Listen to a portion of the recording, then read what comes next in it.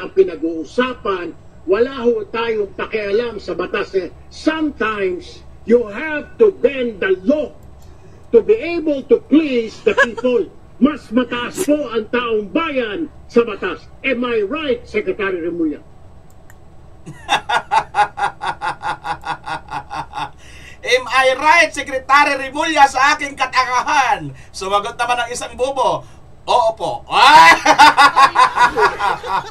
Bobo plus bobo equals school bukol university.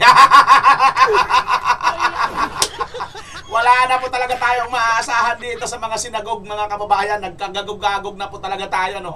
Nako, nagmukhang ingot po itong si Tulfo at ito pong si Lacson, mga kababayan, na paghalataan po talaga dito sa pangyayaring ito sa Blue Ribbon Committee. Nakikita na po, mga kababayan, kung saan po nila gustong dalhin at sino po ba ang kanilang pinoprotektahan. Papaano po ba nangyayari ito, mga kababayan, sapagkat kita nyo naman nabanggit ni Diskaya ang pangalang hindi mabanggit-banggit. Ito nga pong si Saldico at si Martin Romualdez. Kung kaya't sibak ka ngayon, sibak ka ngayon, Attorney Senator Chase Escudero, ipapalit namin si School Bukol Graduate University.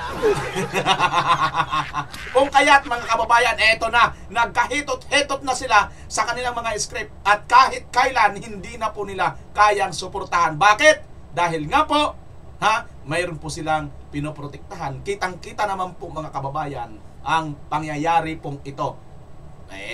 Kumakabanat si Lacson dito kay Senator Marcolita. Bakit mo overprotective kay Diskaya? Alam nyo, lininawin po natin, mga kababayan, sa isang kaibigan natin, itong si Mark Gamboa, yung sa kaibigan po natin yan, doon kay Yorme Isko, no? May mga post po siya, no, kahapon. Sinasabi nga niya na ang post niya, bakit hindi, bakit parang ayaw yatang pagsauliin? Bakit hindi na lang magsauli si Diskaya? Wala akong problema dyan. Magsauli ka, magsauli, no? Kaya lang, dapat idaan natin sa due process. Alam naman po natin, no, kung ano yung batas. Walang problema yan. Magsauli kayo, magsauli. Kaya lang, ang sinasabi nga ng Senator Marcolita, hindi naman po yun ang requirement. Bakit ayaw ba nyo ba sumunod sa requirement? Ay, ibig nyo ba sabihin, nilalabag nyo yung batas? Yun yung tanong ni Marcolita, na maaaring tanong din ng taong bayan, na yun din yung tanong ko. Kasi nga, ayaw nyo ba talaga sumunod sa batas? How come? Paano tayo maaayos kung mismong kayo ayaw nyong ayusin? Tama hindi? Nagsasabi kayo sumunod kayo sa batas. Ito pang isang senador, babaloktutin ang batas para maging maayos ang batas? Ganun ba yon? No, never. Gagamit ka pa ng Vox Populi, Vox Day. Alam nyo, kahit sa Biblia ang pag-uusapan, mga kababayan, mali po yun. Bakit? Mismo ang taong bayan ang nagpapako sa krus sa ating Panginoon Kristo. Ibig sabihin, hindi po Vox Populi, Vox Day. Kasi marami pong sigaw ang taong bayan na hindi po yan sigaw na galing sa Diyos. Maniwala kayo sa hindi, mayroon po tayong pruweba dito, mga kababayan. Bago ko po ipapanood sa inyong mga video, ang balitaktakan po ngayon sa nangyayari sa Senado ay makikisuyo po muna ako sa inyo na paki-like, paki-share ang video ito at paki-subscribe na rin kung ngayon pa lang nakabisita sa aking channel. Nang sa ganun ay lagi kang updated sa lahat ng aking mga upload. Maraming salamat sa iyo, kabayan, at ito naman po ay malaking tulong na sa amin, mga content creator. Tuloy po natin, mga kababayan. Tingnan nyo rito, puntong ito sa naganap na hearing kahapon ay ang issue ni Senator Marcolita na sinasabi niya rito, nagkainitan po sila ng Senator Lacson, no? Nagkainitan po sila ng Senator Lacson patungkol nga po dito sa tungkol sa mga Diskaya, tungkol sa witness, kasi nga, no, ang dating dito mukhang nagiging bias towards si Marcolita para kay Lacson dito kayo sa mga Diskaya. Ito naman si Lacson ay mukhang dito naman pumapabor sa kay Bryce, no? Para sa akin, ako nililinaw ko, no? Naniniwala ako na itong mga ito ay may mga kasalanan. At naniniwala rin ako kay Lacson, kay Senator Marcolita at kay Tulfo, sa lahat ng mga ito ng mga senador ngayon na nandyan, naniniwala ako na gusto nilang makakuha ng katotohanan. Okay? Ang problema lang, hindi natin matiyak, mga kababayan, kung gaano lang ba kalaki ang sakop at scope ng kanilang gustong palabasin dito at gustong panagutin. Diyan po natin itutuloy ang ating video, mga kababayan. At itong si Robin Padilla, na hindi po ito matalino pagdating sa batas, na sinasabi nila, walang alam, ganun din si Lito Lapid, ay mukhang mas naging matalino pa po sa video ito na inyong mapapanood. Kaysa dito kay Tolpo, Lacson, at dito kay Tito Soto. Mapapanood po nyo pa yung mga kababayan. Bakit? Ito na po ang mga video ito. Panoorin po muna natin itong mga kababayan. Tingnan nyo dito, ang sinasabi dito ni Erwin Tulfo, pakinggan nyo mga kababayan. Please the people. Mas mataas po ang taong bayan sa batas. Am I right, Secretary Remulla? Yes, sir. Mr. Chairman. Thank you. O, kita mo, Secretary Remulla, abogado, nag-yes din siya sa argumento na yun ni Tulfo, no? Pero sinasabi nitong attorney Kimbos Fest, ayan, napangiwi mga kababayan. Uso na palang hiwian ngayon sa Senado, no? Yes, sir. Nagmukhang asim tuloy, yung guwapong attorney, ayan nagmukha asim tuloy. Paano nangyari yun mga kababayan? Ayan pa lang, patikim pa lang yan So ngayon, eto na. Eto ba, ano ba sinasabi niya rito? Vox Populi, Vox Dei daw, There's a Latin word that says, Vox Populi, Vox Dei. The voice of the people is the voice of God. Now let me ask you, Mr. President. Yan. Vox of the people, Vox of the people, Vox Populi, Vox Dei. Ibig sa boses ng taong bayan, boses daw ng Diyos. Okay? So, yan yung kanya sinasabi mga kababayan. Tingnan nga natin sa Biblia, puntahan nga natin yan. Ito po, nakaugalian na ng gobernador na tuwing Pasko ay magpalaya ng isang bilanggo na hinihiling ng taong bayan. Sino po ito? Taong bayan po mga kababayan, taong bayan. Noon ay may isang kilalang bilanggo na kilala sa kasamaan, masamang-masama po ito isang bilanggo na ito, na ang pangalan ay si Jesus Barabas. Nang magkatipo ng mga tao ay tinanong sila ni Pilato, sino ang ibig ninyong palayain ko? Si Jesus Barabas o si Jesus na tinatawag na Kristo, ang Panginoon Kristo? Alam ni Pilato na naiinggit lamang sila sa kanya. Kaya niya isinasakdal si Jesus. Bukod dito, nang si Pilato ay nakaupo na sa hukuman, nagpasabi ang kanyang asawa, huwag kang makialam sa usapin ng taong iyan. Wala siyang kasalanan. Ang asawa ni Pilato mga kababayan ay nanaginip, no? Nanaginip nung gabi na itong tao daw na si Panginoon Kristo ay wala daw itong kasalanan. Labis akong nahihirapan dahil sa aking panaginip kagabi tungkol sa kanya. Yun mga kababayan. Walang kasalanan daw po itong si Jesus, Jesus na tinatawag na Kristo. Ang mga tao naman hinihikayat ng mga punong pare. Kita mo, punong pare. Pare pala talaga nung pa talaga itong mga pare na ito, pakialamero na pala, no? At ng pinuno ng bayan, talaga mga pinuno ng bayan na hinihiling kay Pilato na si Barabas ang palayain at si Jesus ay ipapatay. Piruin mo, ang asawa ni Pilato nanaginip at sinasabi sa kanyang panaginip, hindi yan totoo, wala pong kasalanan niyang Hesukristo na yan. Muli silang tinanong ng gobernador, sino sa dalawa ang nais ninyong palayain ko? Si Barabas, sigaw ng mga tao. Si Barabas daw, taong bayan po sumisigaw si Barabas. Sinabi sa kanila ni Pilato, kung gayon, ano ang gagawin ko kay Jesus na tinatawag na Kristo? At sumagot ang lahat, ipako siya sa krus. Sigaw ng taong bayan, ipako siya sa krus. Bakit? Ano ang ginagawa niyang masama? Tanong ni Pilato. Nagtanong na si Pilato, dito ano bang nagawa ng masama? Ngunit lalo pang lumakas ang kanilang sigaw. Ipako siya sa krus. Wala po silang maipakitang masamang ginawa ng ating Panginoon Kristo nang tinanong po sila ni Pilato. Ngunit itong taong bayan na ito, lalong lumakas ang sigaw na ipako sa krus si Kristo. Tanong, Mr. Erich, anong pangalan nito? Yung taong bayan ba na yon? Tama ba sa kanilang sinasabi o hindi? Mga kababayan, taong bayan, kayo nang humusga kung ito bang sinasabi na Vox Populi, Vox Dei ni Tulfo ay tumpak po dito, sa sinasabi niya, mga kababayan, na voice of the people is the voice of God. Kung yung pala, tama pala yon, hindi tama pala ang mga tao doon, ha? Tama pala na si Barrabas, tama pala ang pagpapalaya kay Barrabas at salita din ng Diyos yon. O, naniniwala kayo doon mga kababayan? Kung naniniwala kayo, comment nyo sa baba. Kung hindi kayo naniniwala, comment nyo rin sa baba. Ayon kay Senator Robin Padilla, panoorin natin. Kaninang umaga, nalubhang nakakabahala po, na tila nagpaparating na maari nating isang tabi ang umiiral na batas upang magbigay daan sa ikasisiya ng taong bayan.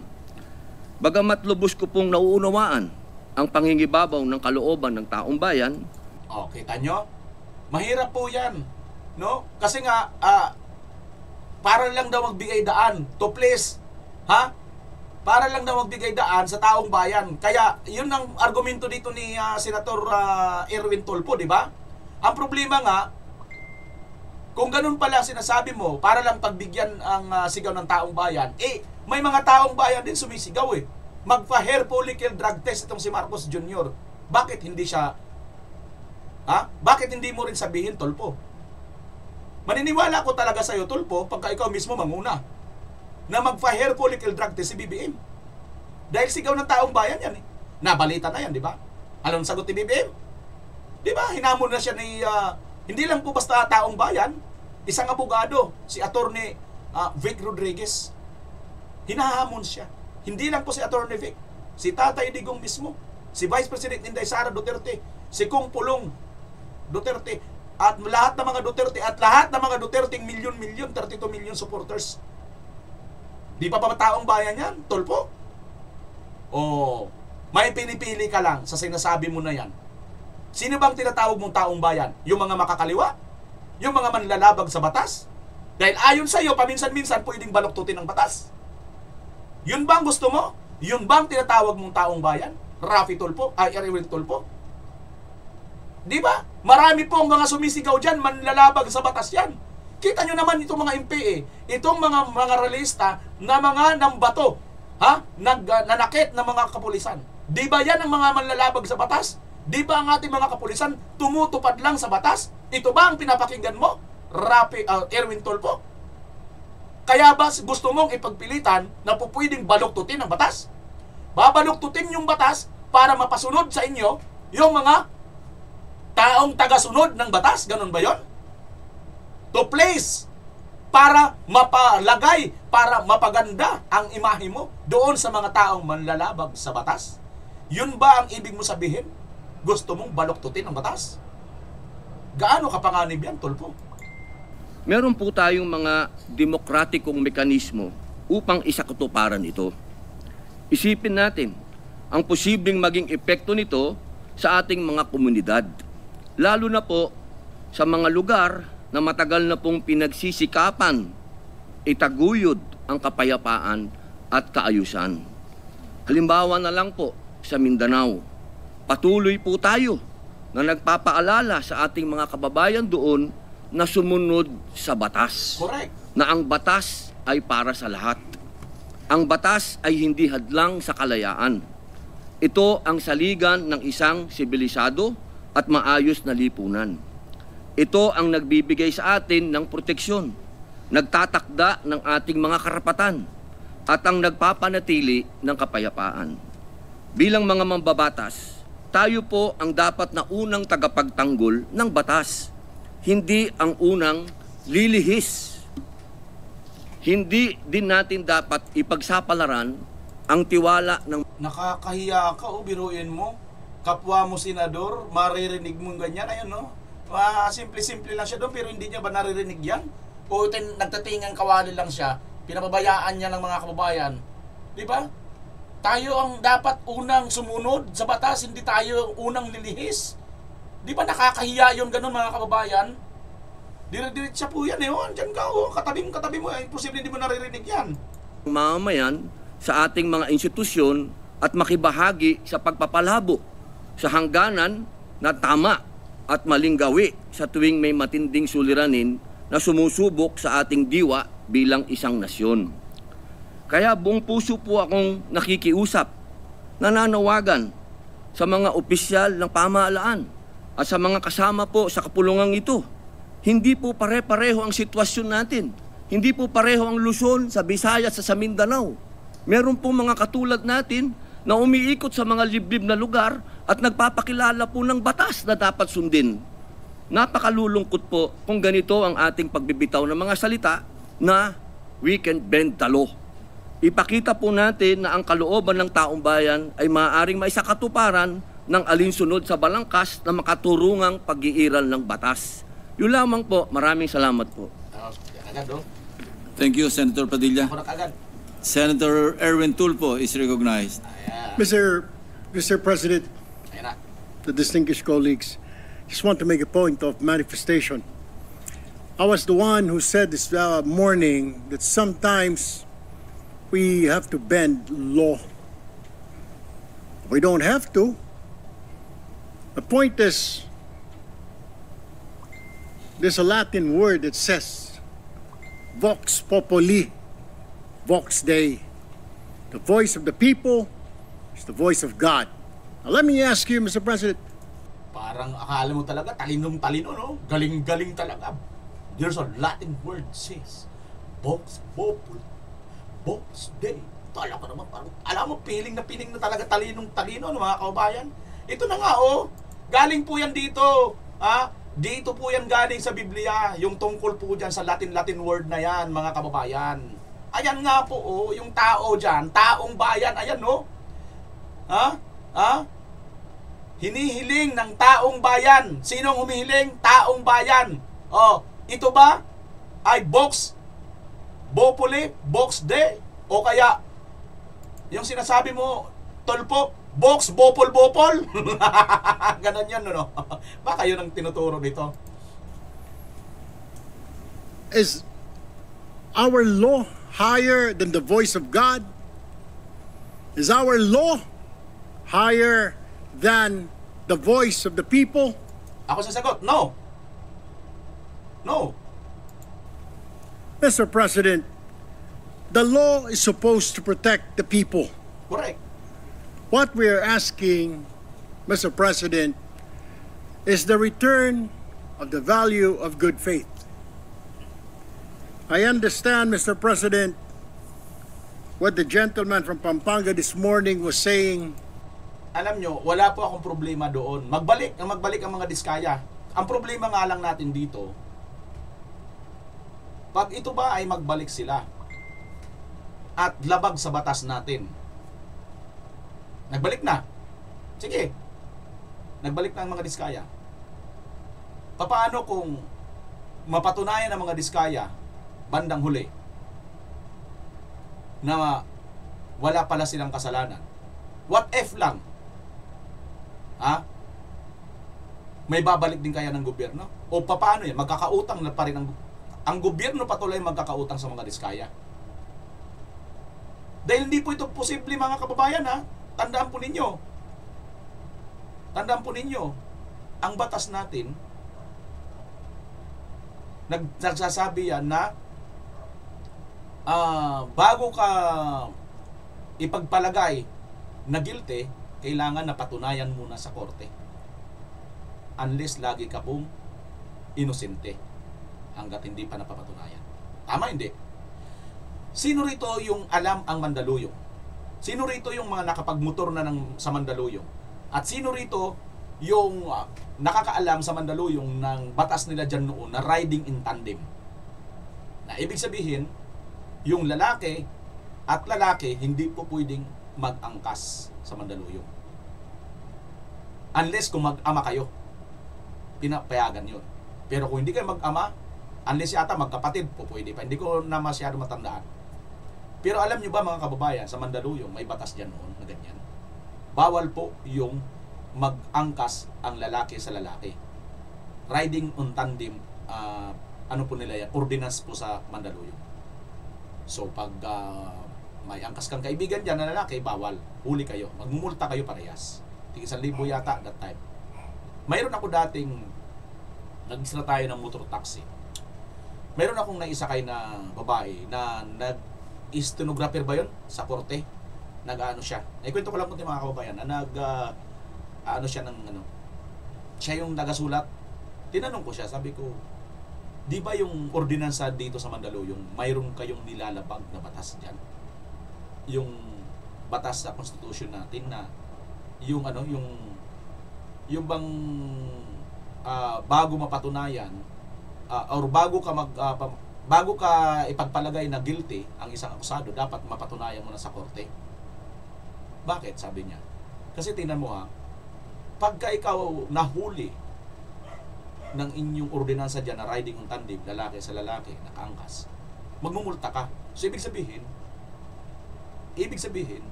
pinagpalagay na nila na may kasalanan ka ng riding on tandem. Alam nyo naman ang ibig sabihin ng riding on tandem, di ba mga kababayan? Marami po ang nagiging kahulugan sa riding on tandem, yung mga pumapatay, di ba? Yung kriminal. So, para bagang pinagpalagay na mga kriminal kayo. Tama, hindi. Kasi nagmulta na kayo eh. Ayon sa batas natin, pag hindi ka pa napapatunayan na guilty, akusado, ay hindi ka pa pwedeng parusahan. Nagmulta ka na. Ano ibig sabihin? Pinarusahan ka na. So, pinarusahan ka nang hindi ka pa napapatunayan na may kasalanan. Tama, hindi. Alam niyo mga kababayan, marami po ang naging argumento dyan. Sabi niya, oo nga kuya eh. Sabi niya sa akin noon, oo nga kuya, medyo may sablay nga ito pagdating sa ating national batas. So, later on, nawala po yun. Napatunayan po yan sa Korte Suprema at tinanggal po yung ordinansa nila dyan na riding on tandem. Kaya ngayon po pwede na po mag-angkas lalaki sa lalaki dyan kahit hindi kayo mag-amak sa Mandaluyong. Naisahid ko lang po ito mga kababayan kasi dahil nga dito sa sinasabi nitong na po pwedeng baluktutin ng batas. Mapanganib po yan, babaluktutin mo. Paano yung sinasabi ni Senator Robin Padilla mga kababayan? Ito nga dyan sa Bangsamoro. Pakinggan niyo si Senator Robin Padilla. Papayagan po ba natin na mga artista ngayon na wag na magbayad ng tax dahil yun ang boses nila? Yun ang The Filipino people. Singilin natin ang inang bayan sa mga utang nito sa Bangsamoro at hindi natin padadaanin sa batas. Para saan po yung BARM law? Mapupunta na lang po kami sa gulo. Mapupunta na lang po ito sa paniningil na hindi. Ganito lang, kailangan magbayad. Kailangan ngayon na. Kailangan po dumaan tayo sa proseso. Ang atin pong saligang batas ay malinaw na nagsasabi na may due process. Kung argumento po natin, makikinig tayo sa sinasabing ngayon na.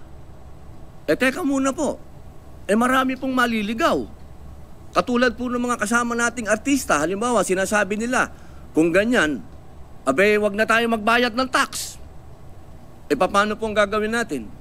Papayagan po ba natin na mga artista ngayon na wag na magbayad ng tax dahil yun ang boses nila? Yun ang voice of God? Yun ang voice of the people? Ang gusto ng mga tao, lahat ng tao ngayon ayaw na magbayad ng tax. Dahil sa nangyayaring ito. Ang gusto ko lamang pong linawin, Ginoong.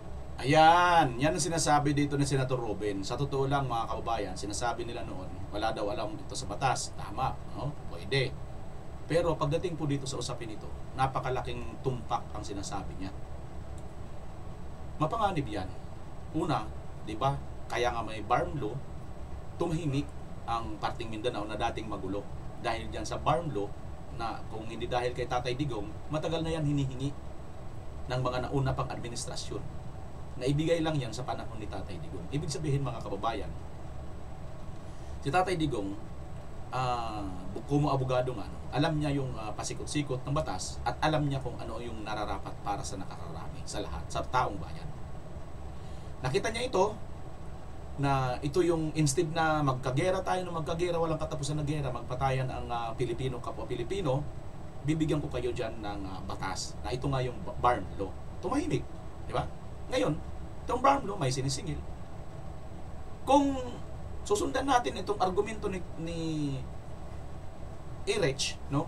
Na paminsan-minsan kailangan natin baloktutin. Mayroong sinisingil po itong BARM law sa ating gobyerno. So ngayon, pag hindi mo sumunod itong BARM, itong Mindanao, mga kapatid nating mga Muslim, ano ang mangyayari? Yun, panganib na yun. Ito pang mga artista, di ba sumisigaw din sila dyan? Anong sigaw nila? Anong sigaw nila? Di ba sigaw nila? huwag magbayad ng tax. Marami ang hindi nagbabayad ng tax. O, voice of the people din yun. Marami, may sigaw pa kang iba naman.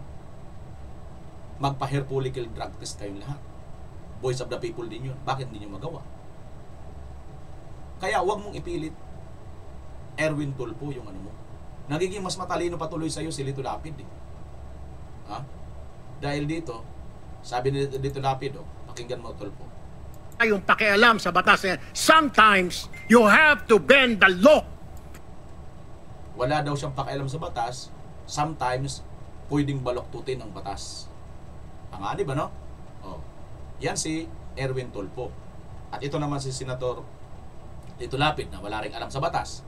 To be able to please the people, mas mataas po ang taong bayan sa batas. Am I right, Secretary Remulla?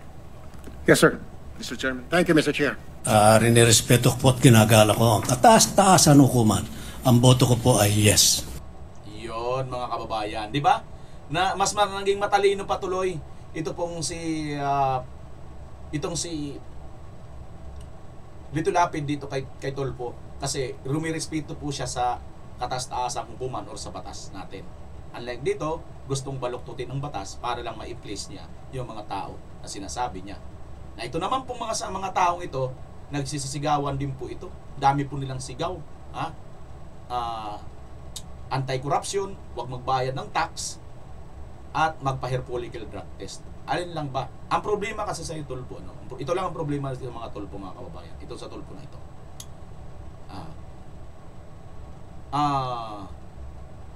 Tawag nito, yung gusto nilang magpaano yung itong mga diskaya. Pero diskaya lang ba? Di lahat sila dyan magsauli. Sino pa ba? Di ba nabanggit din si Martin? Di ba nabanggit din si Saldico? Bakit hindi nyo mapasauli? Sauli din sila. Ha? Magsauli din muna sila. Para sa akin o selective lang kayo. Isa lang diskaya. Sabihin naman nila, bayaran kayo ng diskaya, pinagtatanggol yung diskaya. Nasaan ang proof mo? Nasaan ang proof mo? Di ba? At saka, kung gano'n yung din ang sasabihin ninyo, pwede rin namin ibalik sa inyo. Bayaran din kayo nitong mga taong ito kasi hindi nyo rin mabanggit. Tama, hindi. Yan po ang panganib na dinadala nitong sinasabi ni Tulfo, mga kababayan. Magbabatuhan na lang po tayo. Wala na po tayong rules na susundin. Wala na po. Kasi, babaluktot ka na. Alangan naman ikaw lang babaluktot ng batas, hindi rin babaluktot ng batas ito. Siyempre, magbabaluktutan na lang tayo. Di ba? O, anong gusto mo? Ikaw, kabayan, gusto mo bang makipagbaluktutan na lang o sumunod tayo lahat sa batas? At sa tamang proseso, mamili kayo. Comment nyo dyan sa comment section, mga kababayan. Yan ang sinasabi nating panganib dito, mga kababayan. Tingnan nyo nga ito, Tingnan nyo itong balitaktakan ni Senator Marcolita. Nagkakainitan sila rito ni Lacson. Akala ni Lacson nandun siya sa Itbulaga. Pakinggan nyo, mga kababayan. Do not judge. We are not judging. No, ang importante rito is the objectivity. Sinasabi ko na sa'yo Are you trying to steal the show? No.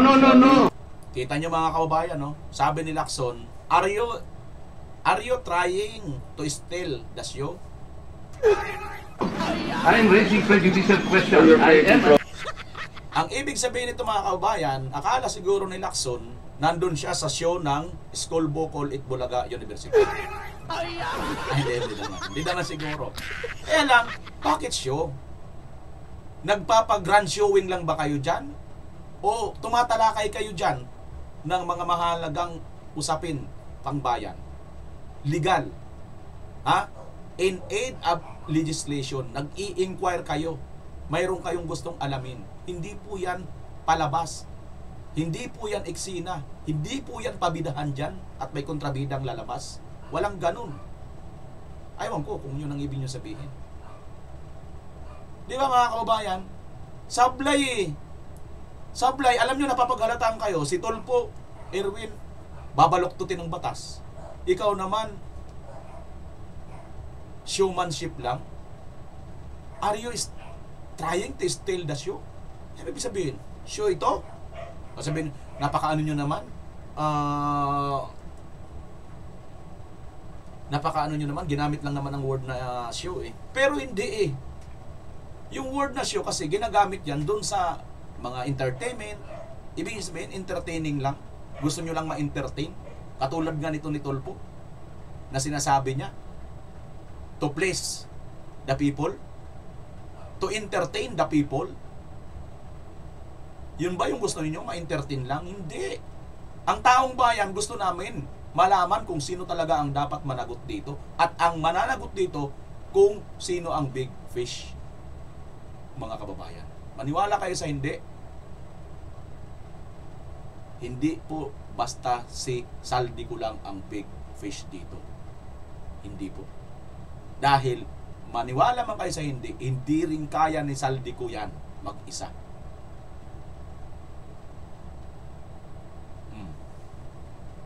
Diba? O, tuloy natin si ano. Sige nga, kung naniniwala kayo, si Saldico lang ang big fish dito. Naniniwala ba kayo? I-comment nyo kung naniniwala kayo. Kung hindi naman, comment nyo rin. Sinasabi ko, To prevent the proceeding? Mr. Chair, sinabi ko na sa iyo, the interest of this committee is the impartiality, the objectivity. Sana huwag kayong magbibigay ng opinion. Why did you choose, for example, Bryce? Over to this guy? That's my opinion. You cannot question my opinion. Nakakahiya, ano, mga kaubayan, ano? Objectivity nga eh. Hindi ka dapat dito makitaan ng bias. Nagbibigay ka ng opinion, mali yun. Ikaw pa naman ang head ng committee, so wala na, may opinion ka na pala eh. May opinion ka na pala eh. Mali yun. Sign na yun ng pagiging bias mo, Lacson. That's my opinion, mali. Bago ka maglabas ng opinion mo, patapusin mo muna. Then, saka ka maglabas. Wala namang problema sa opinion eh. Tayo rin dito, nag-opinion din tayo eh. Diba? O, tingnan nyo mga kababayan ha. Why did you choose, for example, Bryce? Over to this guy? That's my opinion. You cannot question my opinion. Outside of this hall, you cannot question my opinion. Kita nyo? Outside of this hall, you cannot question my opinion. Mali. Outside man or inside man, while ongoing pa, itong ginagawa ninyong inquiry, sa tingin ko, motu proprio pa naman ang title ng ano ninyo dyan. Sa tingin ko, may motu proprio ka rin para manahimik muna. Motu proprio mo yan. Kusang loob mo, dapat manahimik ka muna para hindi magbigay ng impresyon ng agam-agam sa taong bayan na mayroong kang kakampihan, na mayroong kang ididiin, na mayroong kang paliligtasin. At mayroong ka ditong pagtatakpan. Now, sa lumalabas ngayon dito, hindi mo rin mapipigilan ng taong bayan na magkaroon din ng implikasyon na mayroon kayo talagang pinatatakpan dito. Kasi early on pa lang may opinion ka na pala eh. Na itong mga ito na nakakaharap mo, bakit mo pa pinapaharap? Katulad ng mga Diskaya. Sinasabi mo sila na palang most guilty. Eh di bakit kailangan mong pandalhin dyan? Kasuhan nyo na. Tama hindi mga kababayan? Nagigits niyo yung point natin dito. Kasuhan na. What's the point? Dito sa gagawin mong inquiry, may opinion ka na pala eh. Oh. Diba? Nakita mo na pala. Naglagabas ka na ng opinion mo. Kasi di ba dapat mas maingat? Di ba dapat mas tama ang sinasabi ni Marcolita? Huwag muna tayong maglalabas ng mga opinion. Until such time, makam up na natin at mabuo na natin at matapos na itong lahat ng mga inquiry na ginaganap. Saka pa lang tayo maglabas. Let's say, halimbawa, naglabas ka ngayon ng opinion mo. Ito si Bryce, kailangan talaga magsauli, kailangan talaga siyang kasuhan. Ito si Diskaya, kailangan magsauli, kailangan talagang kasuhan. O ito si ganito, si ganon, si Alcantara, kailangan natin i-acquit. Yun ang opinion ko. Labas dito sa pagkatapos na ng Senate inquiry. Di ba napakaganda mga kababayan? At least, safe ka na. Hindi ka na ngayon pagdududahan or wala nang maiiwan sa mata ng taong bayan, sa pandinig ng taong bayan, na mayroon tayong biases. Gets nyo? Yun ay sa akin lang naman, bilang isang ordinaryong mamamayan, kasapi ng taong bayan, na isa rin sa nagsasalita at isa rin sa nakikinig sa inyo. Mataman po kayong pinanunood at mataman kayong pinapakinggan. You also express your I opinion. am questioning your opinion because you are the chairman of this committee, Mr. So You should protective just- of the Discayas. Why are you so protective? I am not protecting them. About it. Kita nyo mga kababayan, no? Pikon na no? Sinagot siya ni Marcolita, hindi ko kayo tini-question ang inyong opinion. Kayo, kasi kayo yung chairman nito na komite. Ha? Ang sinasabi lang, wag muna kayo maglabas ng sarili niyong opinion. Kasi nga, mayroon pa tayong ongoing pa ang investigasyon. Ngayon, napikon ka, sasabihin mo, why are you so protecting? Paano mo nasabing sobrang protective naman si Marcolita? In fairness kay Marcolita at dito sa mga Diskaya. Ha? Paano mo naman nasabi? Paano kung balikan ka rin? Why you are so protecting dito sa mga Alcantara, dito kay Bryce? Maaari din ba yun itanong ng taong bayan sa'yo? Lacson? O pwede. Kasi, tapos ngayon, magsasagot ka rin, sasabihin mo, anong prueba ng taong bayan? Eh ngayon, babalikan ka rin ngayon. Ano rin ang prueba mo para sabihin mo kay Marcolita na protective, masyado siyang protective kay mga Diskaya? Tayo rin dito, hindi tayo protective mga Diskaya. Ang pinoprotektahan natin dito ay kung ano ang nakasaad sa batas at yun ang gusto namin. Marinig dito, Lacson, kung sino yung malalaki pang mananagot dito. Kasi hindi lang po ito mga Diskaya. Kasi parang pinagpapalagay, kaya ayaw niyong tanggapin. Ito ako sarili ko lang itong analyze, sarili ko lang din itong opinion. Kaya nyo ba ayaw tanggapin ang mga Diskaya dahil sinasabi niyo Diskaya talaga ang pinakamalaki rito? Sila ang big fish sa tingin ninyo? Di ba mga kababayan, ayaw nilang tanggapin kasi daw, maaari, di ba sa Witness Protection Program, maaari daw, ang dapat hindi yung pinaka most guilty. So lumalabas ba ngayon dahil ayaw tanggapin dito mga Diskaya, sila yung pinagpapalagay ninyo na most guilty? Nagigits niyo po ang aking punto dito mga kababayan? Ha? Ganun din ba? Parehas ba tayo ng pagkakaintindi dito or analyze or opinion natin? Ganun ba ang kanilang opinion? Ganun din ba ang kanilang pag-analyze? Mga Diskaya talaga most guilty kaya ayaw nilang tanggapin. Likewise kay Buying. Kasi una pa lang na nilapit ito ni Senator Marcolita, hindi na nila tinatanggap. So, ibig sabihin, pinagpapalagay ni Buying at nitong mga senador na most guilty ang mga Diskaya. Naniniwala ba kayo dyan mga kababayan sa ganyang klaseng argumento at opinion? Comment nyo rin yan sa baba. Tuloy natin. Sinabi mo yan, Mr. Chair. Pwede ba nating i-record ito? Kung not just... Yan mga kababayan. Kita nyo willingness, gustong-gusto ni Senator Marcolita i-record dito para malaman ng taong bayan. Salamat na lang, sa panahon ngayon may mga social media na Kaya, no wonder na hindi tayo nasisisi dito mga mainstream media. Kasi nga, napapag-anuan sila ng mga fake news at hindi nila binabalita. Ngayon, kaya kinatatakutan na nilang social media. Kasi mayroon pong mga katulad nito. Ito sa live ng Senado, mga kababayan, dito narinig Pero dito naririnig natin dahil sa social media, di ba? Tingnan nyo ito. Balita na ito mga kababayan. Nagkasagutan sina Senador Ping Lacson at Senador Marcolita sa pagdinig tungkol sa anomalya sa flood control projects. Gusto ni Marcolita na maipasok sa Witness Protection Program ang mga Diskaya. Derechahang tanong ni Lacson, bakit tila protective si Marcolita sa mga Diskaya? Nasa frontline ng balitang niya, si Mean Los Baños.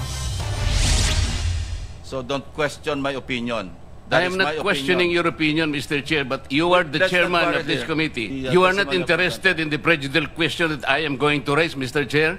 Go ahead, you raise your prejudicial Kaya nga sinasabi ko sa inyo You're an questioning my investigator, opinion. we are investigating. Away kagad tayo rito. Simula pa lang ng hearing kaugnay sa maanomalyang flood control projects, nagkainitan na agad si Blue Ribbon Chairman Panfilo Lacson at Senator Rodante Marcolita. Ang ugat ng bangayan ang pag-question ni Marcolita sa integridad ng investigasyon. Nauna na kasing sinabi ni Lacson sa isang panayam na mas karapat dapat ipasok sa Witness Protection Program si dating DPWH Bulacan Assistant District Engineer Bryce Hernandez. Kumpara sa mag-asawang kontratista na sina Curly at Sara Diskaya. Gate ni Marcoleta, may karapatan bang manghusga agad si Lacson at tumatayong chairman ng komite kung sino ang dapat isailalim sa Witness Protection Program? Still investigating. Sinuspindi ni Lacson ang hearing pero patuloy pa rin ang mainit na sagutan ng dalawang senador. Matatanda ang si Marcoleta ang dating chairman ng Blue Ribbon bago siya pinalitan ni Lacson. The point is, an investigator cannot be judged at the same time. Do not judge. No, ang importante rito is the objectivity, sinasabi ko na sa'yo. Are you trying to steal the show? No. I am raising prejudicial questions. Ilang saglit pa, nagbitaw ng maanghang na banat si Lacson. Why are you so protective of the Diskayas? Why are you so protective? I am not protecting them. Mabuti sinabi mo yan, Mr. Chair. Pwede ba natin i-record ito? Palagi niyong sinasabi, I am protective of the Diskayas. Harapan namang kinumpronta ni Marcoleta si Curly Diskaya kaugnay sa mga isyong may isa umunong mambabatas na nanghingi ng 1 bilyong piso sa mga Diskaya. Meron po kasing isang taong nagsabi, nag-intriga, nagpalabas ng kung anong klaseng intriga, na ako raw po, o maring hindi ako, isa raw mambabatas ang lumapit sa Diskaya, humihingi raw po ng 1 billion pesos. Para po yatang nagkasundo sa 120 million na lang. Mr. Diskaya, meron bang pagkakataon ako nagpahaging sa iyo ng kahit ano pa? Wala po talaga. Maliban kay Lacson, kinumpronta rin ni Marcoleta si Justice Secretary Boying Rimulya sa mga nauna nitong pahayag na dapat munang ibalik ng mga Diskaya ang kinuha umano nila sa Kaban ng Bayan bago maging state witness. Nanindigan naman dyan ang kalihim. It is not my opinion, it is in the law, Mr. Secretary. Yes, sir. But I am operating... The arbiter sir, is the law. Sir, may I speak, sir? Yes, you I'm operating, sir, it can come before or after, sir. Huwag po ninyong babaguhin ng batas. The gravity of this financial crime cannot be underestimated. And that the more assets that we're able to preserve at the outset, the better for our country, sir. Mr. Secretary, I'm very sorry for such a reasoning like that. Alam mo, nakikinig I'm very sorry, sir. Bansa. Also, sir, I'm very sorry too, if you do not agree with me. Sa naturang pagdinig, inamin ng mag-asawang Diskaya na sa bidding pa lang, nagkakadayaan na. Ang nananalo sa bidding-biddingan na ito ay ang mga may kapit sa mga matataas na opisyal. Nagbabalita mula sa Frontline, Mean Los Baños, News 5. Mga kapatid, Julius Babaw po. Kita nyo mga kababayan, ganito po ang nangyayari ngayon sa atin mga senador na talaga naman nagpapakita po sila ng mga kulay at maniwala po kayo sa hindi, alam ko, nararamdaman po ito na galawan po nitong mga senador na ito. Nararamdaman po ito ng taong bayan. Ay nako. Basta ako, naniniwala pa ako dito mga kababayan. Itong mga nakandito ngayon, ako ito, personal ko po itong paniniwala. Itong mga nandito ngayon sa nang maharap ngayon, palagay ko, halos lahat ito mayroon pong kasalanan. Palagay ko lang mga kababayan siguro, mayroon iba dito, maliliit lang ang nagawang kasalanan. Maaari, siguro yung pinakamaliit dito, yung nag-tolerate lang sila. Kumbaga, sumang-ayon lang sila sa nagiging kasalanan. Okay? Pero sa tingin ko, mayroon pa rin po dito, mas malalaki pa dito. At hindi pa po yan ngayon nalalanta doon. Wala pa po yan ngayon dyan sa Senado. Mga kababayan. Kita nyo nga po ito, itong isang video na ito. Kainitan sina Senate Blue Ribbon Chairman Ping Lacson at Senator Rodante Marcoleta sa pagdinig ng mga maanumalyang flood control projects. Nangunguna sa balita si Mobile Journal ni Ramon Reyes. Meron pakidetalye nga itong sagutan ng dalawang mga senador. Jiggy, nag-ugat ang sagutan nila Senators Ping Lacson at Rodante Marcoleta dahil sa opinyon kung sino ba ang dapat ikonsiderang state witnesses sa mga resource person. Si Senator Marcoleta na dating chairman ng komite kinwestiyon ang naging sagot ni Senator Lacson sa isang interview. At sinabi kasi ni Lacson na si dating DPWH District Assistant Engineer Bryce Hernandez ang mas karapat dapat ipasok sa Witness Protection Program ng gobyerno. Yan din yun kanina mga kababayan. So, ako talaga sa totoo lang naniniwala ako talaga na mayroon itong mas malalaking tao pa na nasa likod nito mga kababayan.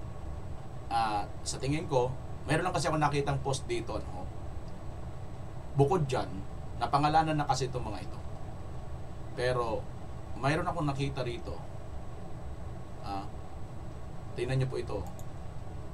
Barya lang ang assets ni Zaldico kay Romualdez. Daang-daang bilyon ang mababalik sa atin pag nakulong na si Romualdez. Ito po ay post nitong GBG o HK, mga kababayan. Hindi ko po alam kung ano po ang ibig sabihin nito. Barya lang ang assets ni Zaldico kay Romualdez. At dito, mga kababayan, meron din po tayo nakita. Dito naman kay Senator Cayetano. Basahin natin, mga kababayan. Ito kay Senator Cayetano. Mr. President, sa bungangan nyo na po mismo lumabas na imposibleng hindi makakakilos si Bryce kung hindi alam ng boss niya. At yun ay si Alcantara. Soto, yes, absolutely correct. Napakadaling analisahin kahit elementary siguro maintindihan yan. Cayetano, therefore, ang ibig nyo pong sabihin, nasangkot dito si Alcantara at nakasiguro kayo. Soto, yes. Sigurado na si Soto. Yes, kahit wala pa mapatibay na ebidensya. Alam kong alam mo din yan, sabi ni Soto. Cayetano, kung ganun, Mr. President, si D.E. Alcantara hindi din makakakilos at mamamaniobra ang pondo nang wala siyang boss na mas mataas, which is si Zaldico. Yes, sabi ni Soto. But we need more evidence para madiin siya ng husto para walang lusot. Pero sa tingin ko, patungo sa kanya ang lahat ng ebidensya, sabi ni Soto. Cayetano, so ibig sabihin, Mr. President, hindi rin makakakilos si Zaldico kung walang mas malaking tao sa likod niya na siyang may kakayahang mag-approve ng budget at nagpalakas ng loob niya. Soto, well, that's still question mark. Don't drop names. Without proper evidence, dapat alam mo yan dahil isa kang mambabatas, sabi ni Soto. Cayetano, so ayon, lumabas din kapag maliliit na isda ang huhulihin, gaya ng mga kontraktor, engineers, then Zaldico na nilaglag na ngayon kahit walang evidence sila na. Pero kapag nababanggit ang mas malaki sa kanila na alam naman natin yun ang ulo, bigla pumapasok ang dapat more evidence. Soto, that's the different story. It's depend on the credibility and integrity ng inaakusahan, sabi ni Soto. So, you're telling me, Mr. President, na mas mataas ang kredibilidad noong nasa likod pa ni Ko. Huwag na tayong maglukuhan, si Romualdez. Pag siya na ang sangkot, preno na. Dapat hanggang Zaldico lang ganon. Ngayon, kung ako sa iyo ngayon, Mr. Zaldico, kung nakikinig ka sa hearing na ito, lumabas ka na, papayag ka ba na ikaw lang ang masama, ikaw lang ang makasuhan at ikaw lang ang pinakautak? Gumalaw na mga galabay ng amo mo, nilaglag ka na ng lahat. If we were you, ituro mo na din lahat ang alam mong kung madami ka namang hawak na ebidensya. At alam kong madami ka namang hawak na ebidensya laban sa kanya. Don't wait na papapatay ka nila para manatiling ikaw lang ang ulo at sila ay ligtas sa mata ng taong bayan. That's it. That's all, Your Honor. Boom. Sapol, mga kababayan. Kitang-kita po itong si Soto, mga kababayan, na preno po sila. Hanggang Zaldico lang po ang kanilang gustong palitawin dito. Ayon dito kay Senator Soto, ay Senator Cayetano. So, kayo, taong bayan, naniniwala ba kayo na hanggang Zaldico lang? Hanggang doon lang at siya lang ang mastermind dito? Comment nyo, mga kababayan, kung naniniwala kayo. At pagka may lalagpas pa kay Zaldico, mas more evidence ang kailangan hanapin. At kung kay Zaldico, okay na ito lahat. Mga Diskaya, Alcantara, okay na. Okay na. Naku, mga kababayan, hindi ko lang alam kung sino-sino pa ang kasama nito ni Zaldico, pero may nakita ako, mga kababayan. May nakita ako, laging kasama ni Zaldico. Gusto niyo bang makita, mga kababayan, ang laging kasama ni Zaldico? Ito, ang mga laging kasama kaututang dila ni Saldico at mukhang iniingat-ingatan din ata mga kababayan na huwag mabanggit, ay ito pala ang kanyang mga kasama. Wait lang, nasa na ba yun mga kasama niya? Ito, nasa na ba yun? No, wala yata. Ito mga kababayan. Top 3 friends in Congress. Well, of course, like ko, everyday kasama ko si speaker. Everyday nag-focus group discussion kami. Si DS JJ Suarez, Congressman Suarez, si Dong Gonzales, Senior Deputy Speaker. Lagi yun namin pinaplano everyday. Nagpa-plan kami what's good for our country, what's good for Congress, what's good for our people. Top 3 friends in Congress. Well, of course, like ko, everyday kasama ko si speaker. Everyday nag-focus group discussion kami. Si DS JJ Suarez, Congressman Suarez, si Dong Gonzales, Senior Deputy Speaker. Lagi yun namin pinaplano everyday. Nagpa-plan kami what's good for our country, what's good for Congress, what's good for our people. Top 3 friends in Congress. Well, of course, like ko, everyday kasama ko si speaker. Everyday nag-focus group discussion kami. Si Top 3 friends in Congress. Well, of course, like ko, everyday kasama ko si speaker. Yung top 3 niya mga kababayan na kasama niya, lagi daw niyang araw-araw kasama si Speaker Romualdez. At si Dong Gonzales at saka si JJ ng Quezon. Nako mga kababayan, sabi nga ng balita ng istasyon, mainstream media, si JJ ay isang mayroong itong sa ombudsman, suki daw po ito si JJ. Ito naman si Dong Gonzales mga kababayan, bakit mukhang nag-al sa balutan na, nakita na po nila, may video tayo nung pinaano na ito. Alam niyo mga kababayan, isang congressman na mukhang tumatakas na, nabanggit pala, kasakasama niya pala yan. Ha? Kasakasama niya pala yan. So ito, Saldico, nagsalita na kung sino-sino ang kanyang mga nilaglag. Mga kababayan, kayo na lang umusga dyan. Yan ang sinasabi, ang tinatanong dito ni Senator Cayetano. Pag kay Saldico, hanggang dyan preno na tayo. Pero pag may mataas pa kay Saldico, hanapan muna natin ang ebidensya. Ang tanong, problema, paano naman ito mga kasama ni Saldico? Ha? O yan mga kababayan. So anong inyong ano dyan? Ito pa, naalala nyo kahapon mga kababayan, ito pala ang mas video patungkol dito sa mga nakita natin na mga pera mga kababayan. Nasaan na ba yun? Ha? May video dito mga kababayan na nakita natin na naglalakad pa itong mga kabataan. Naglalakad sila tungkol sa kanilang nakuha. Ito yung naglalakad sila mga kababayan. Panoorin nyo.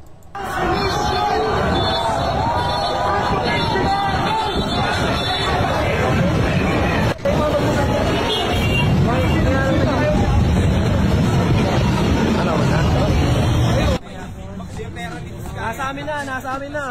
Sa lahat ng kurakot, kinuha na ng ransom yung pera.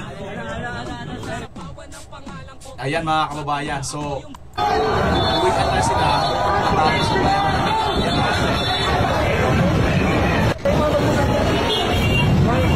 Nakuha na.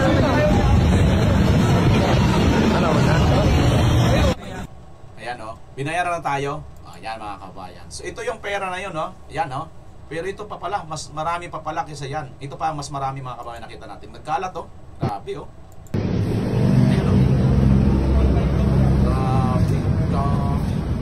Saan dami niyan sa? Pasahod ni ransom. Lobat tol yung ano. Ransom lang ako sumahod ng ganito tol. Maganda kayo sa 21. Di bala pa kakalating ko. Pera. Maganda kayo sa 21. So ibig sabihin mga kababayan, saan dami niyan sa? Pasahod ni ransom. Lobat tol yung ano. Ransom lang ako sumahod ng ganito tol. Maganda kayo sa 21. Di bala pa kakalating ko. Pera. Ang dami, umanda kayo sa 21. Saan dami niyan sa? Pasahod ni ransom. Lobat tol yung ano. Ransom lang ako sumahod ng ganito tol. So Sino ba yun? Ransom na yun. Ransom. Sa kanya lang daw siya sumahod ng ganun. Sino yun mga kababayan? Hindi ko alam kung anong yun. Vlogger din ba yun? O influencer o rapper, kung ano man. Maganda kayo sa 21. Di bala pakakalating ko. Pera. So ayan mga kababayan, kitang-kita ninyo. Maghanda kayo sa 21, dinig natin dito. Papakalatin din niya yung pera. So yung naganap nga ng rally at yun nga nanggulong nga itong mga ganito pang mga suot na mga nanggulong nanunog, no. So hindi ko alam kasi mukhang nalalapit na silang masakuti lahat or makalawit ni Yorme Isko. At alam niyo naman si Yorme Isko, hindi yan basta-basta papayagan na ganyan, no. Tolerance, ano talaga yan, kumbaga pagbibigyan talaga mga nagrarally, yung mga matitino, pero itong mga adik-adik at ito pong mga binayaran po, no, kita naman sa napakaraming pera. At ang tanong na lang dito, sino ang nagpundo nito para manggulo sa rally? Yan po ang ating bansa, ang sitwasyon ngayon mga kababayan. So yan ba? May sinisigaw din yan? Oh, yan ba ang sinasabi mo? Taong bayan ba yan? Ha? Erwin Tulfo? Oh, mga kababayan, kayo nang humusga at isigaw ninyo kung anong sigaw ninyo para gawin din nitong mga senador natin. I-comment nyo dyan sa baba ang inyong mahiwagang sigaw. Pipili na lang kayo. Ang pa-hair follicle drug test, si BBM lahat ng CBBM at lahat ng mga opisyalis ng gobyerno, or isauli ni BBM lahat ng mga nangurakot sa uli nilang ninakaw nilang pera sa ating gobyerno.